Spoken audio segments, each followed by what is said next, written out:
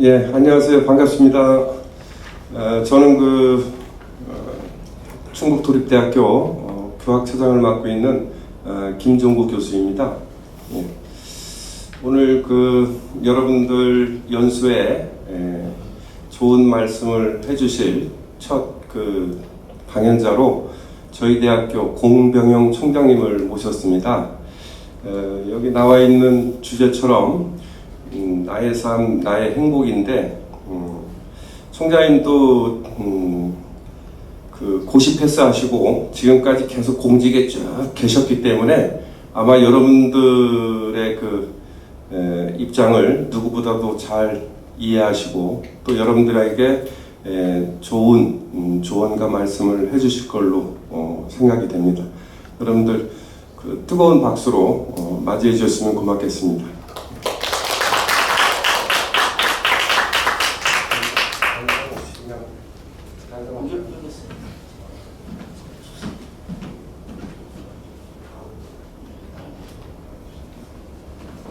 예, 반갑습니다.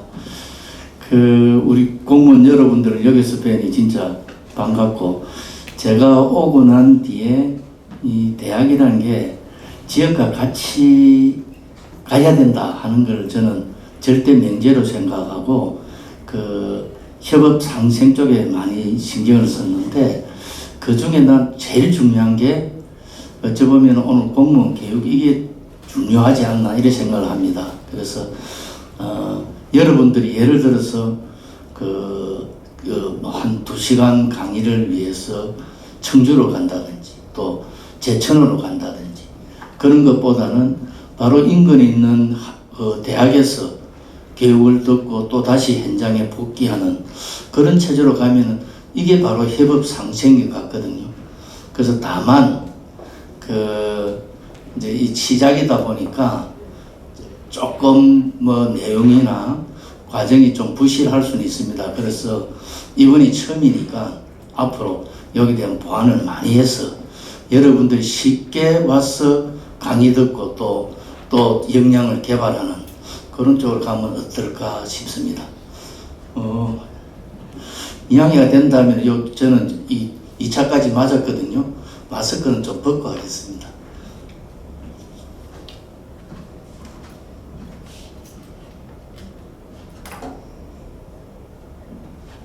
사실 제가 특별한 경력이라든지 이런 건 없는데 또 선배로서 걸어온 길이랄까 하면서 여러분들 조금이라도 도움이 됐으면 하는 생각에서 제목을 나의 삶, 나의 행복으로 잡았습니다. 그래서 들어가기 전에 우리 도립대학에 대한 최근의 상황을 좀 말씀드리고 그 다음에 제 이야기를 드리도록 하겠습니다.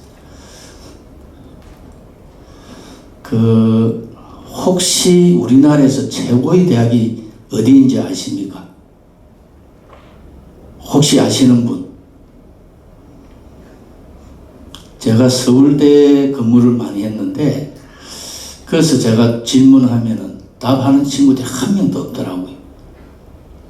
저는 더리대라는 대학인데 서울대 학생들 또 서울대 교수들이 가장 부족한 게 더리대 정신이 부족하더라고요. 그래서 그 이야기를 많이 하는데 더리대라는 게 위에 사람을 처받아라는 게 아니고 끊임없는 전진, 도전 정신 이런 것을 가진 대학이 나는 가장 중요하다고 보거든요. 그래서 더리대 정신이 대학에서도 필요하고 직장에서도 필요한 거 아닌가 싶어요.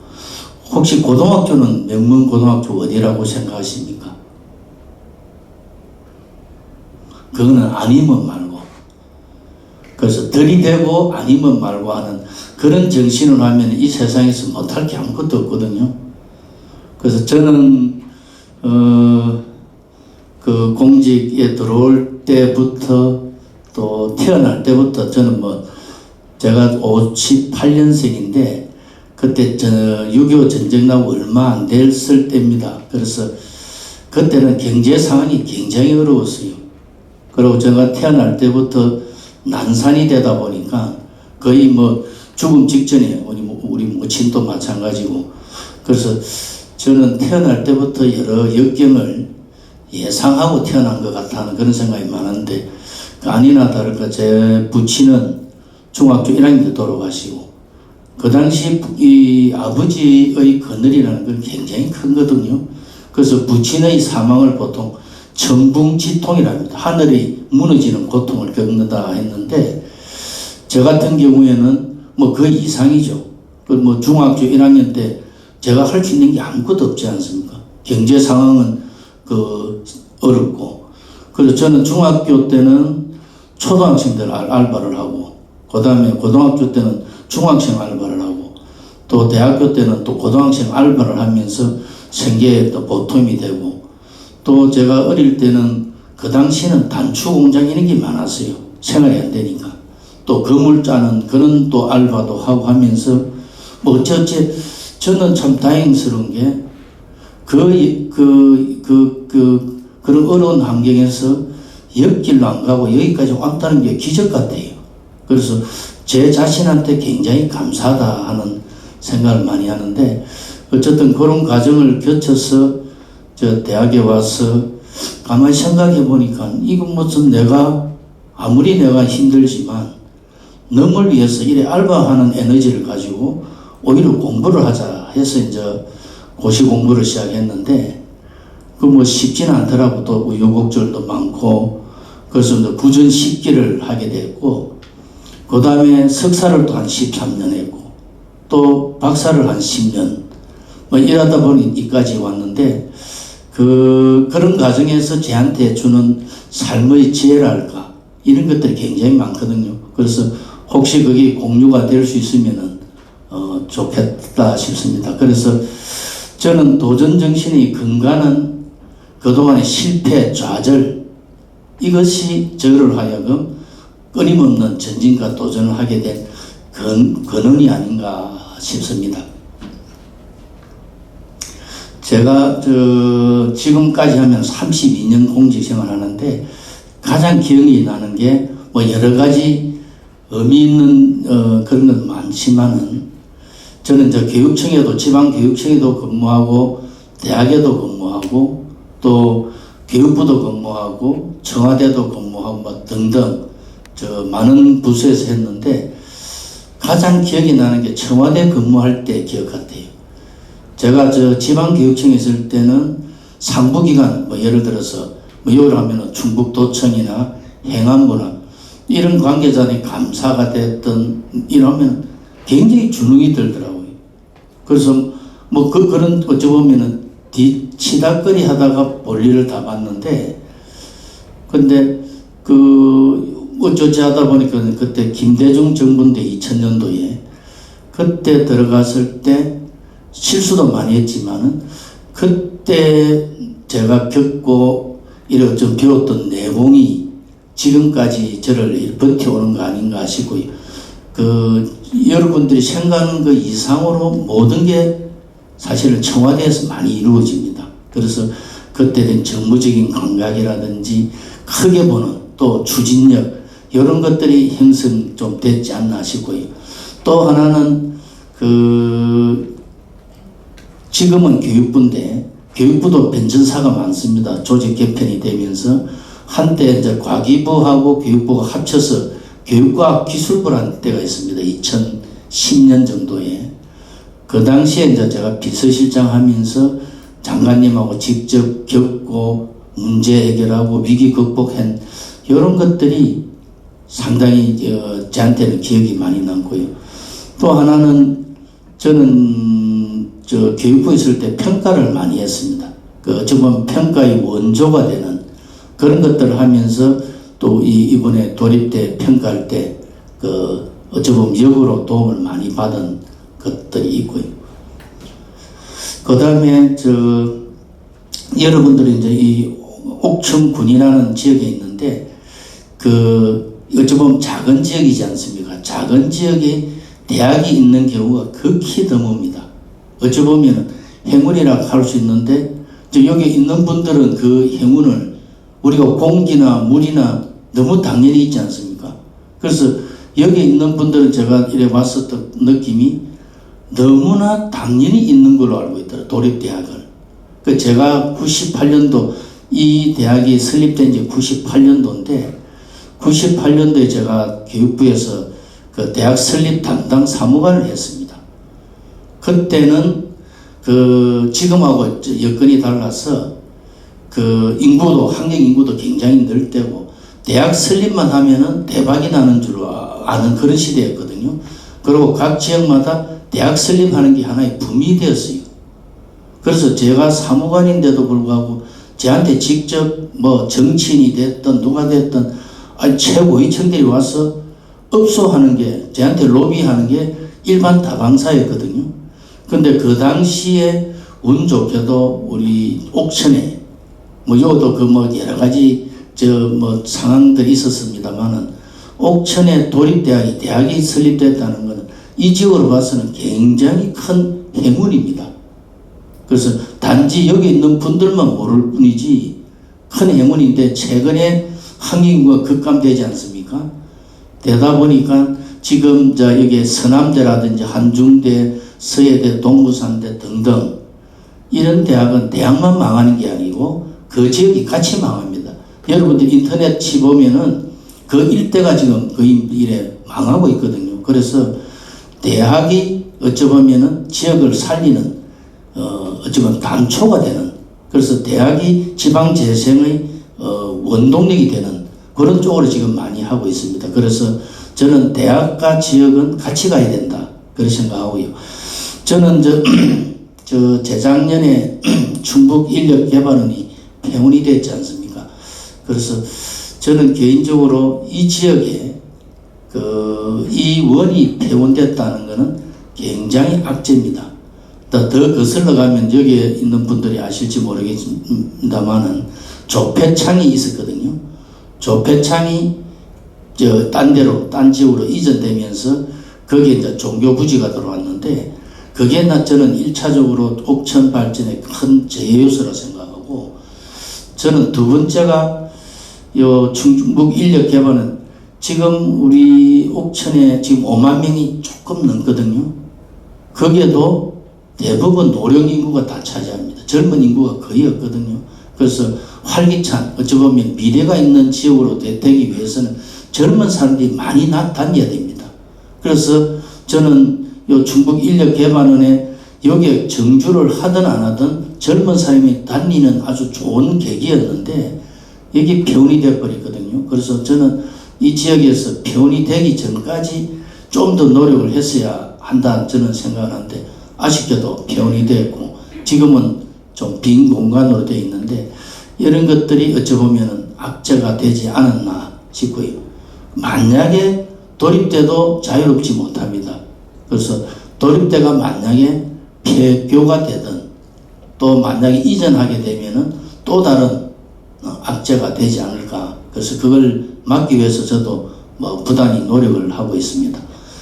이번에 그 대학 구조개혁 평가라고 있습니다. 이거는 살생부라 그러는데 전국에 350개 대학 중에 이번에 52개 대학이 탈락을 했거든요. 그 지금 그 탈락한 대학의 총장들은 거의 지금 다 옷을 다 벗어버렸습니다. 그 대부분의 대학이. 그리고 그 지역까지 지금 혼란의 동안으로 지금 가 있거든요. 그래서 그 다행히 우리 대학은 2주기에 이어서 3주기 이제 통과해서 안도의 한숨은 쉬고는 있습니다만 앞으로 3년 주기로 계속 이어집니다. 그래서 만약에 이번에 떨어지면은 어떤 결과가 오냐면은 재정 지원을 못하게 됩니다. 첫째가. 두 번째, 그 정부 공모사업이 교육부든 노동부든 산자부든 여러 있는데 그게 지원을 못하게 되고요. 또 다음에 국가장학금을 지원을 못 받습니다. 더더욱 강한 거는 지금 저 신입생을 모집하고 있는데 신입생 모집할 때 부실대학이라는 이런 타이틀이 따라다닙니다. 그래서 아마 모집도 불가능할 가능성이 있거든요. 그러면은 이 다음 수순은 폐교로 갈 수밖에 없습니다. 그래서 굉장히 중요한 평가에 다행히 우리 대학은 통과를 해서 지역에 대해서도 어느 정도 역할을 했다고 이렇게 보고요. 제가 이제 이 대학에 왔을 때 4년 전입니다. 저는 이 지역과 연고도 전혀 없고 학연도 전혀 없거든요. 저는 이제 교육부 근무하고 있었는데 우리 이제 도에서 이 대학이 거의 망해가고 있으니까 지원할 수 있냐 해서 이제 그러다 보니 여기까지 왔는데 와서 이 대학을 진단해 보니까 2015년도에 일주기 대학 평가에 이제 탈락을 한 그 상태에 아까 네 가지의 그런 악조건이 있고요. 그러다 보니까는 내부 분열이라든지 패배주의가 만연해 있더라고요. 그리고 재정 상황이 도비가 83억 외에는 거의 재원이 없어요. 그래서 도지사님께 제가 이제 첫 보고를 하면서 이 예산으로 이 대학을 활성화하려고 생각하였습니까? 제가 단도직입적으로 여쭤봤죠. 그러니까 지사님 깜짝 놀라고 저를 좀 째려보시더라고요. 그래서 이 예산으로는 아무것도 할 수가 없습니다. 연명 수준을 받지 못합니다. 그리고 일개 공고에 반도 안 되는 예산이다 하니까 깜짝 놀라시는 거예요. 어느 학교가 그러냐. 그래서 제가 청주 공고 예를 들었죠. 청주 공고는 인건비 포함해서 연 200억이 넘습니다. 하니까 깜짝 놀라시는 거예요. 그래서 어떻게 하면 되냐.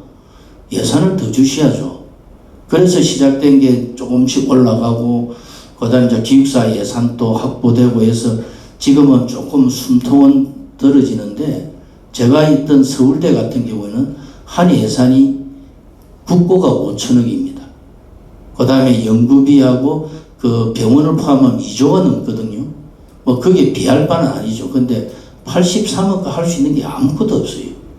그런 상태였고, 그 다음에 대학이란 게 이 지역하고 괴리가 돼서는 안 되거든. 성처럼 되면은 대학도 괴롭지만 또 지역에도 도움이 전혀 안 되거든요.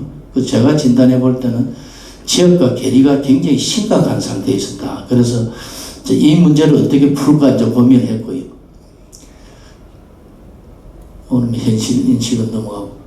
그래서 이 문제를 풀기 위해서 제가 몇 가지를 했는데, 첫째는 대학 핵심 방안을 10대 방안을 발표하면서 이 대학을 혁신을 한번 해보겠다 해서 대학 역량 진단 평가를 통과하겠다는 거하고 이 대학에서는 큰 실적이 없더라고요. 그동안에 3년간 재정 지원을 못 받다 보니까 그래서 대대적인 학사 구조 개편 등등 작업을 했고요. 그 다음에 기숙사 신축 이 예산이라는 게 굉장히 의미가 큽니다. 이거는 비단 한 대학의 기숙사가 들어서는 게 아니고 옥천 지역에 굉장히 큰 기반 시설이 설립이 되는 거거든요. 그리고 어쩌보면은 이 지역에 랜드마크 건물이 생기는 겁니다. 그리고 이걸 토대로 해서 지역 상권이 발전하게 되거든요.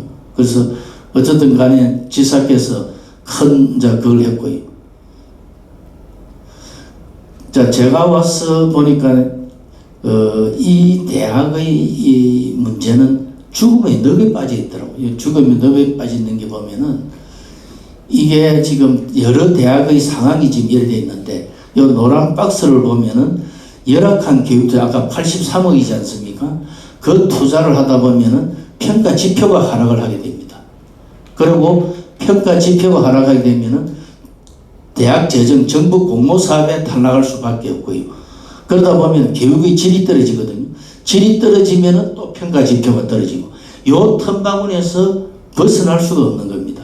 여기서 더 나아가서 아까 구조개혁 평가까지 가면은 그 다음에는 정원 감축이 들어갑니다. 정원 감축이 되면은 등록금 수입이 떨어지거든요. 등록금 수입이 떨어지면은 또 예산이 떨어지기 때문에 평가 지표가 또 떨어지고. 그 틀에서 계속 여쭤보면 부익부 빈익빈이라 하지 않습니까? 그래서 그 죽음의 틀에 빠져나오는 거는 황골탈퇴밖에 없다. 그래서 제가 이 대학에 와서 첫 교수회의를 열면서 우리 교수 전원 회의를 제가 개최를 했습니다. 하면서 제가 이 대학을 내가 한 달 동안 분석을 해보니까 이 대학은 회복 불가능이다. 10%도 생존할 가능성이 없다. 그래서 이 대학이 유일하게 살 수 있는 거는 조금 제가 속된 표현으로 팔다리를 잘라서라도 살든지 안 그러면은 한 몇 달 있다가 그냥 문 닫는 수밖에 없다. 여러분들이 선택해라. 해서 제가 교수들 개별로 다 질문을 다 했습니다. 질문하면서 당신은 어떻게 생각하나? 당신은 쭉 한 3시간을 토론하면서 결론을 이끌어낸 게 이분들이 총장이 우리 대학을 살리러 오신 거 아니냐. 응? 그럼 제대로 해줘야 될 거 아니냐. 이런 이야기들이 딱 30명 전원의 동의를 받아서 저는 이런 이야기했죠. 우리 이건희 회장이 혁신을 할 때 부모 자식 빼놓고는 다 바꿔라. 그 예를 들면서 여러분들이 살 수 있는 길은 아까 죽음의 늪에서 살 수 있는 길은 부모 자식 외에는 다 바꿔야 된다. 그래서 할 수 있겠나 하니까 동의를 하더라고요. 그래서 동의를 해서 그 다음 주 제가 발표한 게 대대적인 학사 구조 개편입니다. 대학에서 가장 힘든 게 학사 구조 개편입니다. 근데 그거를 지금 우리가 11개 학과가 있는데 11개 학과 중에 3개 과를 폐과를 했고요. 그 다음에 2개 과를 명칭 변경을 하고 또 2개 과를 지금 시대에 맞는 식으로 신설을 해가지고 순 한 과를 폐과를 해버리고 근데 그 폐과하면은 학생도 갈 데가 없고 교수도 갈 데가 없어요. 굉장히 심각한 상황인데도 우리 교수들이 동의를 해줘서 그러한 혁신을 통해서 이제 우리가 2주기를 통과했고 또 이번 3주기도 통과한 어떤 동력이 아닌가 그래 싶습니다.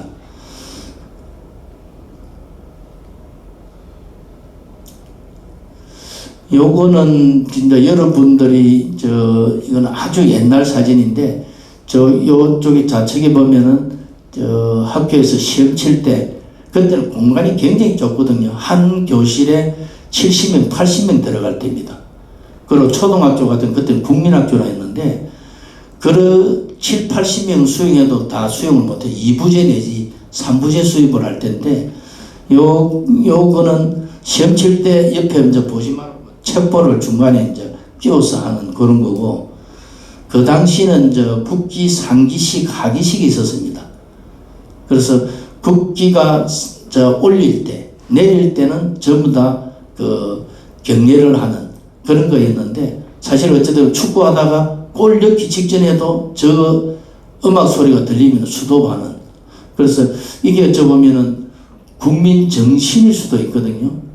근데 지금 그런 상기식, 하기식 이런 건 없어져 버렸고 사실 기념식 때도 국기를 개양을 잘하지 않지 않습니까? 근데 제가 미국 가서 깜짝 놀란 게 미국에는 집집마다 매일 국기를 답니다. 국기를 달고 어떤 행사 때는 대단하죠. 그거는 뭐 국기 정도가 아니고 다른 정도가 아니고 전국이 난리 날 정도로. 근데 우리나라는 이제 막 상기식, 하기식 없는 거는 물론이고 행사 때도 국기가 보이지 않는 뭐 그런 나라로 이제 돼가고 있는데 그 다음에 요거는 소풍 갈 때 이게 뭔지 알겠습니까? 오른쪽에 있는 거예요.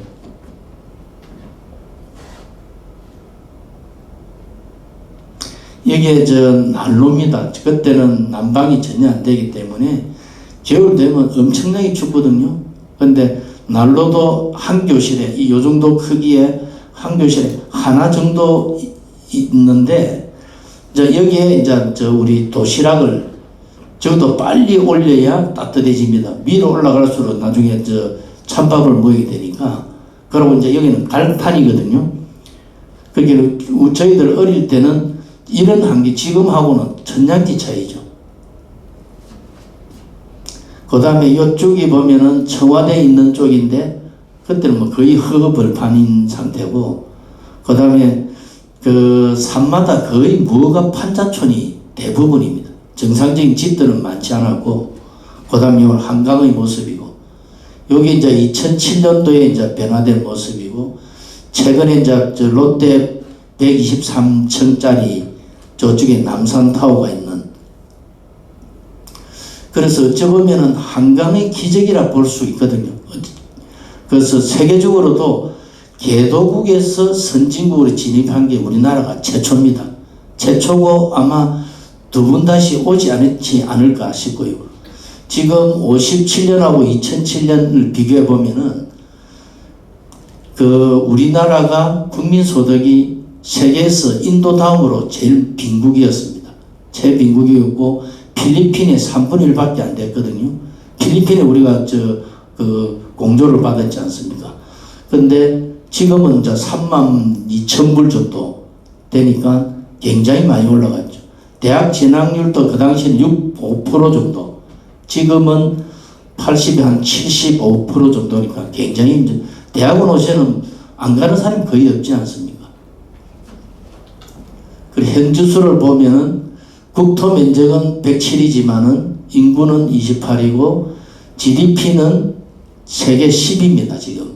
그 다음에 무역 규모는 7이고, 그 다음에 1인당 GDP는 지금 26위까지 올라와서 개도국에서 첫 선진국으로 진입하는, 그럼에도 불구하고 지금 삶의 질은 굉장히 낮습니다. 자살률이 세계 1위고, 특히 노인 자살률은 굉장히 높습니다. 그만큼 사는 게 이제 힘들다는 거죠. 여기에 2002년도 이제 서울시청 광장인데 월드컵 할 때 그 광경입니다. 그래서 이때가 제가 청와대에 있을 때 이제 여기까지 준비하다가 나왔는데, 이때가 어쩌면 우리 국군이 가장 최고로치 올라간, 그리고 온 국민이 하나가 되는 그때가 아닌가 싶고요. 그 다음부터는 다인 코리아입니다. 그래서 지금 하나의 좀 긴 석이 경로석으로 바뀌는, 어쩌보면은 앞으로 지하철이 경로석밖에 없는 그런 상황까지 오지 않을까. 실제 목욕탕 가보면은 무슨 애들 울음소리 듣기 쉽지 않거든요. 그리고 우리 지금 옥천에도 지금 학교에 지금 학생들이 지금 몇 명 되지 않거든요. 최근에 청성초입니까? 내부에 이주도 하고 해서 인구를 오히려 학생 수가 늘어나는 교육을 통해서 지방을 살리는 그런 작업들은 하고는 있습니다만은 전반적으로 지금 인구가 줄어드는 상태고, 이 중간에 있는 분은 지금 한 100세 정도 되는 분인데, 제가 서울대에 있을 때 현금을 도서관 지으라고 600억을 내신 분입니다. 근데 쉽지 않죠. 현금을 600억 낸다는 것은 그것도 회사 돈이 아니고 자기 주머니에 있는 돈을 600억 낸다는 것은 대단히 어려운데, 그걸 이제 실천한 3년화학의 이제 명예회장인데 아직 생존하고 계십니다. 한데 이분이 도움을 안 줬다면 지금 서울대 가보시면은 아마 우리나라에서 최고의 메모드로 또 시설이 제일 잘 되어 있는 관정도서관이라고 있습니다. 그래서 기회가 돼 보시면은 아, 건물이라는 게 이런 거구나, 도서관이라는 게 이런 거구나 하는 그런 거를 알 수가 있고요. 여기에 이제 중간에 있는 분은 제가 이제 공자 79대 손인데, 제가 어떤 인연으로 중국 공자 탄신 행사 때 제가 한 5번 정도 초대를 받아 거의 국빈 대우를 받았죠. 갔는데 시진핑 주석이 가장 존경하는 사람 중에 아마 거의 첫째일 정도로 하고, 그 옆에 분은 최근 정종섭 행안부 장관 한 분인데, 저분이 이제 서울대 교수할 때 저하고 또 하다 보니까 공자학의 전문가예요. 그래서 꼭 좀 가게 해달라 해서 갔는데, 제가 중국 갈 때마다 느낀 게 거기는 공부라는 게 있어요. 공부가 이제 공시 가문을 어쩌면 지키는, 유지하는 관청인데, 거기에 조세권, 경찰권 이런 것들이 다 있어요. 그래서 중국이라는 나라가 참 묘하구나. 어쩌보면은 절대 권력이 있고 또 절대 권력 외에 정신적으로 또 유지하는 권력이 있어서 그걸 잘 유지를 하는구나 하는 그런 생각을 많이 했고요. 제가 이제 공직 생활을 하면서 제일 실패해봤던 게, 저는 어떻든 간에 중간 계층으로 바로 갔지 않습니까?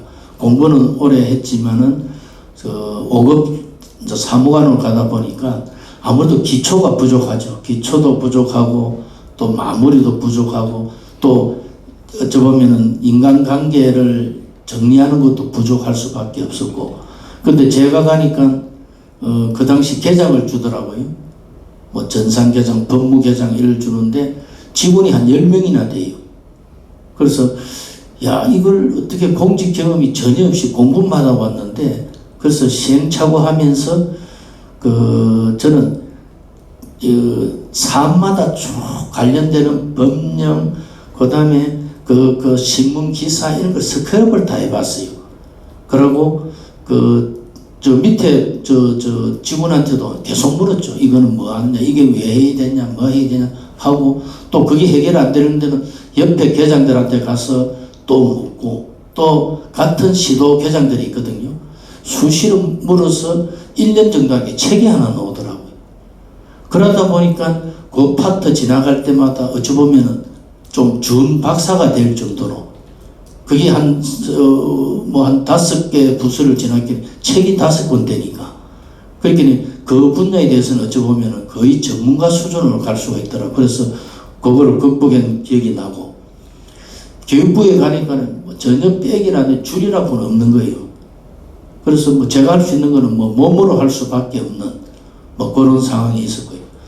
그 다음에 대통령 비서실에 갈 때 아까 말씀드린 정무 분석이라는 이런 치열한 이런 정보 분석 능력이 있어야 되는데, 그거는 또 한 1년 몇 개월 되니까 조금씩 이래 생겨지더라고요.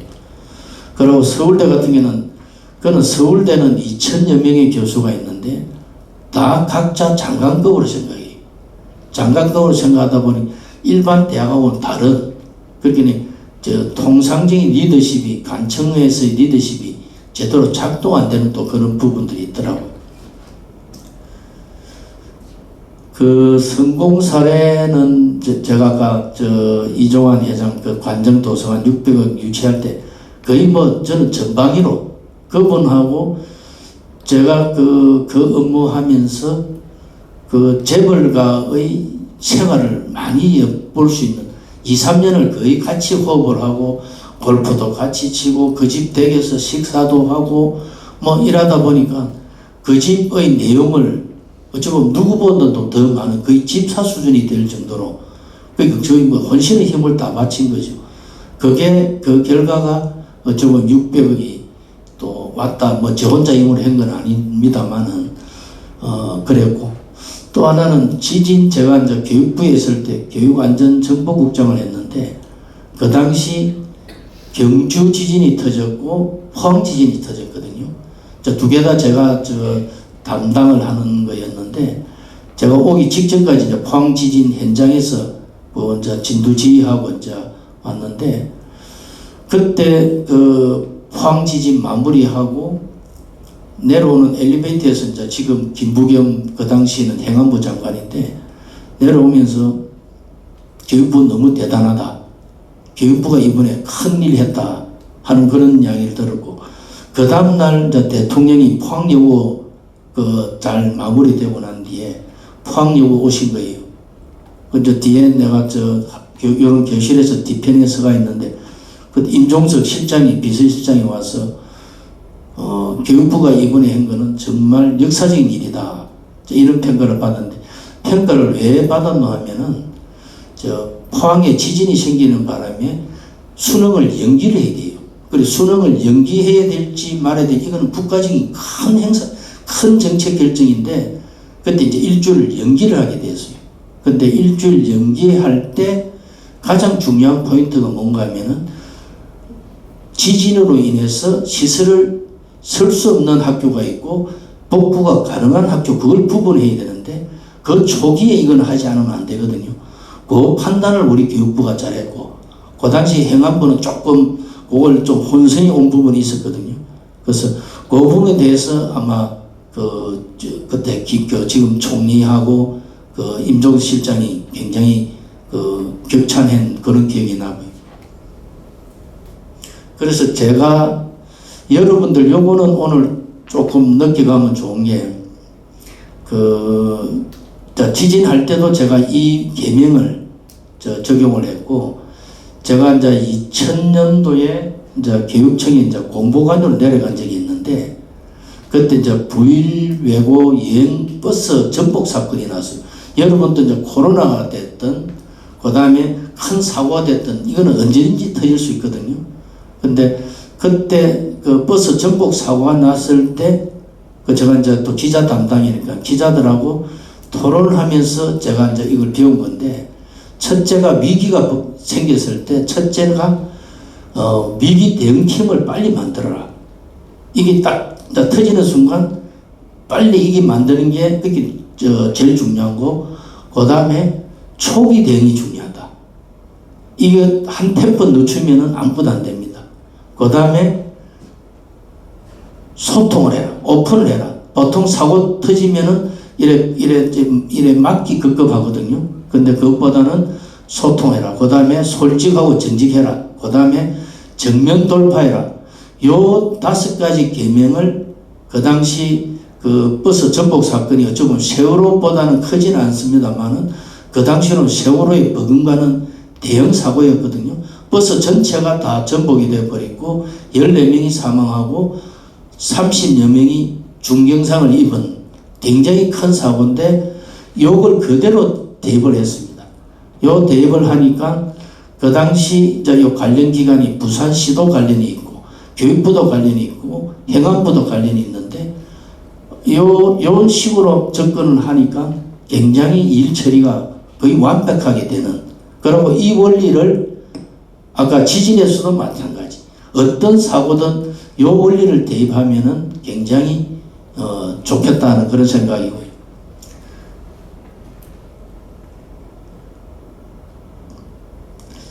여러분 이제 학위 종류가 제가 고시를 우둔하다 보니 고시를 10년 했고 석사를 13년 했고 박사를 10년 했는데 박사 위에가 더 중요한 게 밥사입니다. 밥사. 그 다음에 술사고요. 더 중요한 거는 감사하고 봉사하는 게 더 중요하다고 생각하거든요. 그래서 여러분들도 지금 보통 학사, 석사 이래야 되는데 박사 하시고 그 다음에 또 나은 단계로 감사와 봉사 쪽으로 가시면 어떨까 싶습니다. 그래서 제가 여러분들이 몇 가지 말씀을 제가 살면서 느꼈던 그 실패와 좌절을 통해서 느꼈던 것을 몇 가지 말씀드리면은 예전에는 제가 실수하면 스스로 자책하고 이래 많이 했는데 요즘은 지금도 실수를 많이 하거든요. 하면은 이제는 와칭하면서 좀 떨어져서 보는 그런 조금 내공이랄까 이래 생겼고요. 그 다음에 실수를 통해서 더 발전한다는 걸 알았습니다. 그리고 실수는 축복이구나. 그래서 실수가 더 크게 발전하는데 기여한다는 것을 느끼고 있고요. 그 다음에 요즘에 실수를 하든 담담히 받아들이는 그 좀 이따가 제가 대구의 법칙을 말씀드릴 건데 저는 거의 주문처럼 대구의 법칙을 이야기를 하거든요. 그래서 제가 참고로 말씀을 드리고요. 그 다음에 제가 그전에는 너무 잘해야 된다는 강박관념이 굉장히 많았는데 그럼 모든 사람한테 인정받아야 된다. 그래서 그거는 불가능하거든요. 그래서 있는 그대로 보여주고 제가 가장 두려워하는 거는 저도 어떤 때는 못할 때도 있고 또 잘 될 때도 있거든요. 그때 교만이나 방심이 생기더라고요. 그리고 교만하고 방심이 한번 생기면 그 다음에 깔아넣는 게 굉장히 시간이 걸려요. 그래서 제가 제일 경계하는 거는 교만과 방심이다 이런 말씀을 드리고요. 그 다음에 사무엘 베게토 이야기는 시도했느냐 실패했는가 하면은 괜찮다. 다시 시도해라. 그러고 다시 실패해라. 그러고 더 나은 실패를 해라. 이게 저는 우리 젊은 우리 학생들한테도 이런 이야기를 하는데 저번에 어느 대학에서 실패학 강좌라고 있더라고요. 실패학 강좌가 있는데 거기 와서 좀 강연을 해달라 해서 그때는 오늘 같으니 하는 게 아니고 저희 실패한 것만 쭉 이야기를 했어요. 그러면서 저 학생들하고 토론했는데 저로서도 굉장히 한 단계 up그레이드되는 느낌이 들었고, 그 다음에 이 더 나은 실패를 하면서 더 크게 발전해가는, 이거는 난 굉장히 나는 의미 있다고 보거든요. 그 다음에 이거는 뭐 저희 인생 이야기인데, 제가 잘 될 때는 아까 교만 강심이 생겼는데, 처절하게 추락하고 막 이래 할 때 겨우 그 겸손하고 감사한 마음이 생겼다는 거하고, 그 다음에 그전에는 제가 소극적이고 불평불만도 많았고 남 탓도 많이 했고 또 때로는 오만할 때도 있고 안인할 때도 있고 뭐 이런 포기도 잘하고 했는데, 자, 끝없는 방황과 추락 끝에 저한테 생긴 거는 적극적이고 또 남 탓보다는 내 탓이고 또 절대 포기 없는, 저도 어디 극한 단계까지 가니까 이런 마음이 생겨요. 그전에는 진짜 불평불만이 많았죠. 그래서 이 변한 이유는 세 가지 같습니다. 겸손한 거하고 감사, 그리고 지금 현재 여기 집중하는 이 세 가지가 저를 변하게 한 거 아닌가 하는 그런 생각이 듭니다. 그래서 제일 중요한 거는 정직과 겸손이 저는 제일 중요한 가치가 아닌가 하는 그런 생각이 듭니다. 여러분들이 앞으로 이제 다 지도자가 되실 거 아닙니까? 그죠? 그래서 지도자라는 거는 한자로 진짜 이게 이 방향을 제시하는 거거든요. 목적을 제시하고 방향을 제시하는, 그게 비전을 제시하는 능력이 진짜고요. 도자는 그 방향대로 이끌어가는 게 도자입니다. 그러니까 방향을 제시하고 그걸 이끌어가는 사람이 리더거든요. 그런 리더는 절대 테이크가 되면 안 됩니다. 여기서 100%의 기브가 돼야 되지 테이크가 되면 안 되거든요. 그래서 나는 뭐든지 나는 권위를 누려야 되고 뭐 대접을 받아야 되고 이래 되는 순간에 이건 리더가 아닙니다. 그래서 리더는 양보와 희생, 솔선수범, 긍정적인 마인드, 이게 리더거든요. 그래서 여러분들 진정한 리더가 되려면 이런 자질을 갖추어 나가야 되고요. 요거는 요거는 참고만 하시고, 그 따뜻한 리더가 세상을 바꾼다 그래서 주자 사법칙인데 먼저 주자, 그 다음에 칭찬을 주자, 웃음을 주자, 그 다음에 꿈을 주자, 이렇게 네 가지를 이야기할 수 있고요. 또 삼실이라는 게 있습니다. 이게 우리 요즘 공직이든 인생에서 가장 필요한 세 가지 실이 붙은 건데, 성실이 굉장히 중요하잖아요. 성실해야 된다는 거 기본 명제인데, 그 남에게 성실한다는 건 배려잖아요.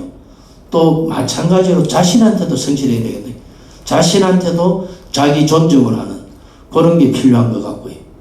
그 다음에 성실만 가지고는 해낼 수가 없습니다. 그 다음에 진실해야 됩니다. 진실이라는 것은 정직을 이야기하거든요. 그래서 정직한 걸 해야 되고, 그 다음에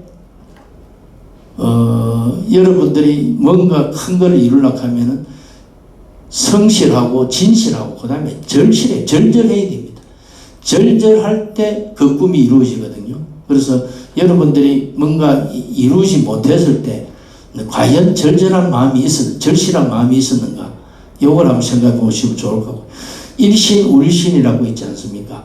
그래서 어느 나라 탕왕이 매일 세수할 때마다 일신 우일신을 외치면서 하루가 더 낫고 또 낫고 또 낫고 이걸 명시를 하거든요. 그래서 그런 마음이 있을 때 우리가 공직에서도 성공을 하고 인생에서도 성공을 하지 않겠나 싶습니다. 이거는 뭔가 하면은 사자와 가젤이 있는데, 사자가 가젤을 잡을 확률이 20%밖에 안 됩니다. 사냥 확률이. 그런데 확률이 높아질 때가 어느 때인가 하면 사자가 거의 먹이가 없어 죽을 때가 될 때, 절절할 때 그 확률이 올라가거든요. 그래서 아까 절실을 이야기할 때 하나 이해가 될 수 있고요. 그 다음에 명자, 고자장에 보면은 이 사람에게 큰 일을 시킬 때는 분명히 권한을 줍니다. 권한 없이 내가 큰 일을 하겠다, 그건 불가능합니다. 그래서 고난이 만약에 온다고 하면은 장차 내게 큰 역할을 부여하는구나 이렇게 생각하시면 될 것 같습니다. 변화 요구는 그래서 저는 제 인생 모토는 절대 포기는 없다. 그거는 아까 말씀드린 대로 실패와 좌절로 인해서 저는 절대 포기는 없다는 게 저희 모토입니다. 그래서 물이 바위를 뚫는 것은 물의 힘이 아니라 두드린 해수다 말씀드릴 수 있고요. 원래 실패는 존재하지 않습니다. 단지 도전이 이어지고 있을 뿐이다는 그런 말씀을 드릴 수 있고, 불굴의 투지로 끊임없는 전진과 도전이 필요하다는 거하고, 그 다음에 포기하지 않으면 결국 성공한다. 저는 이거는 제 인생을 살아오면서 느꼈던 이 철칙이기 때문에, 몸으로 체감한 거기 때문에, 그 다음에 행복과 불행을 우리가 많이 하지 않습니까? 행복을 찾기 위해서 멀리까지 가고 고민하고 수행도 하고 하는데, 그 행복은 멀리 있는 게 아니고 우리 내부에 있다. 그리고 저는 행복을 하려면 감사하면 행복이 온다. 저는 그렇게 생각합니다. 그리고 불행하려면 비교하면 된다. 이 생각하거든요. 그래서 비교라는 거는 남하고 비교도 되지만 과거와 미래에 비교하는 것도 마찬가지예요. 현재 이 시점만 감사만 하면은 행복이 오거든요. 그래서 넘어가고, 그래서 우리 현재라는 것은 결국 현재 프레젠트지 않습니까? 그래서 현재는 선물이다. 그래서 현재 그 자체 현재 그때 하는 게 좋다는 그런 말씀이고, 우리가 좋은 사람 나쁜 사람이 있는데, 좋은 사람은 우리 어원을 보면은 좌롭다는 뜻에서 옵니다. 그 다음에 나쁘다는 건 나쁜인, 내만적인 나쁜인 상태를 이야기하는데, 결국 이제 여러분들 조직 생활을 하지 않습니까? 근데 어떤 사람은 조직과 더불어 다른 사람과 동료들과 더불어 사는 사람이 있는 반면에, 또 어떤 사람은 나만 생각하고 자기 입장만 생각하는 경우가 있거든요. 그래서 그게 바로 나쁜 사람이라는 그런 이야기니까 하고, 아까 제가 말씀드렸던 이게 제 주문입니다. 제 주문인데, 돈이 없으면 벌면 되고, 잘못이 있으면 고치면 되고, 그 다음에 모르면 배우면 되고, 몸이 좋지 않으면 건강하면 되고, 이 주문을 제가 수시로 이어거든요. 이거 하면 어떤 힘든 게 없어요. 그리고 이루어지지 않을 게 없더라고요. 그래서 여러분께 제가 소개를 해드리고, 이 대로의 법칙도 마찬가지 이야기입니다. 말한 대로도 마찬가지고, 저는 명량 영화 볼 때도 감동을 많이 받는데, 저는 우리 역사상에서 이수신 장군을 굉장히 저는 존경합니다. 굉장히 어려운 상황에서 우리나라를 구했다는, 그리고 이분이 살아온 이런 것들이 저한테 굉장히 기감이 되는데, 그 중에서도 요 글에 있는 것처럼 필사적생, 필생적사, 저는 이게 어찌 보면 인생 강언하고도 맞아 들어가거든요. 그래서 죽고자 하면 살고, 살고자 하면 죽는다는 게, 저는 이게 굉장히 나는 진리라고 보거든요. 그리고 이런 분들이 많이 나와야 우리나라가 다시 더 크게 발전하지 않을까 그래 싶습니다. 그 다음에 적자 생존, 이게 우리 유준하게 말하는 적자 생존이 아니고, 또 우리 공직자들이 살기 위해서 적어야 산다는 그런 이야기가 아니고, 여기서 말씀 적선하는 자만이 생존하고, 이거는 적선지가 필요유게, 적선하는 집안은 반드시 경사로운 일이 생긴다는 그런 이야기거든요. 그래서 자신의 틀을 깨고 넓게 보면은 배려와 공감을 하다 보면 더불어 같이 잘 살 수 있다. 그리고 이 세상 떠날 때 돈을 갖고 가는 건 아니거든요. 남은 거는 오로지 좋은 일 할 때 행복감, 이런 것들을 가져간다. 요거는 이나몰이 가져오는 생각. 저는 직장 생활할 때 이것도 어찌 보면은 기도 주문처럼, 제가 어떤 때 이래 직장 가면 막 괴롭 때도 있거든요. 근데 이런 주문들을 아침에 읽고 가면은 이래 직장 생활하는 자체가 어울났습니다. 그 다음에 요 김영석 교수님은 그래서 저는 감사가 나는 제일 중요하다 생각해서 아니하고는 감사 릴레이 편지를 쭉 쓰는데 예전에 갈등 같은 것도 그래 서로 간에 감사를 하다 보니까 갈등 문제도 굉장히 많이 풀리더라고요. 그래서 이런 것들은 어머니한테 감사 편지 쓰는 것도 굉장히 좋지 않겠나 싶습니다. 그래서 제가 그동안에 쭉 한 60여 년 살아오면서 쭉 보니까 인생은 세옹지마다 좋았던 것이 나빠지고 전화위복 이야기 있지 않습니까? 또 화가 또 좋은 게 되고 늘 좋은 것만 갈 수가 없더라 하는 그런 게 저희 그렇고 아까 말씀드린 교만할 때 반드시 실패하더라. 그래서 적당한 등 뒤에 짐을 지고 이래 갈 때 멀리까지 갈 수 있다 이런 생각이 들고요. 그래서 삶의 지혜로 저한테 이야기하라면 세 가지를 제가 이야기할 수 있는데 겸손해라, 감사해라, 도전해라 세 가지를 요약할 수 있고 좀 더 구체적으로 보면은 아까 세웅지마 이럴 때는 진인사 대체명 진인사 대체명 할 수밖에 없지 않습니까? 그리고 이 세상에 공짜는 절대 없습니다. 그리고 이 세상에 당연한 것도 없고요. 그리고 아까 말씀드린 감사하면 행복이 오고 비교하면 불행이 온다는 거하고 행복은 현재 여기에 있다는 거하고 그리고 먼저 주고받는 것이 끌어당김의 원칙에서 결국 행복이 오거든요. 그리고 선택하면 이루어진다는 거하고 대고의 법칙 아까 해피바이러스 행복을 나눠주면 그 나눠주는 게 또 커져가거든요. 그래서 우리 사회 전체가 밝아질 수 있다 이런 생각을 합니다. 그래서 오늘 제가 워낙 짧은 시간이 돼서 여러분들하고 첫 상견례하고 앞으로 우리 군과 또 우리 대학이 같이 가면서 우리 지역도 발전시키고 우리 모두가 이렇게 크게 성장하는 그런 계기가 됐으면 좋겠습니다. 오늘 감사합니다.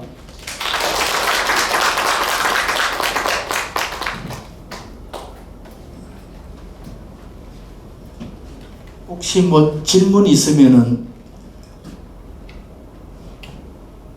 질문 있나요?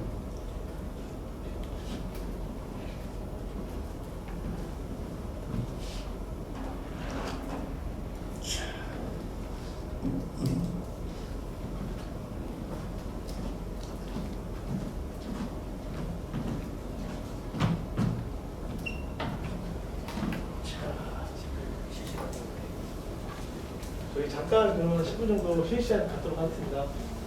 감사하겠습니다.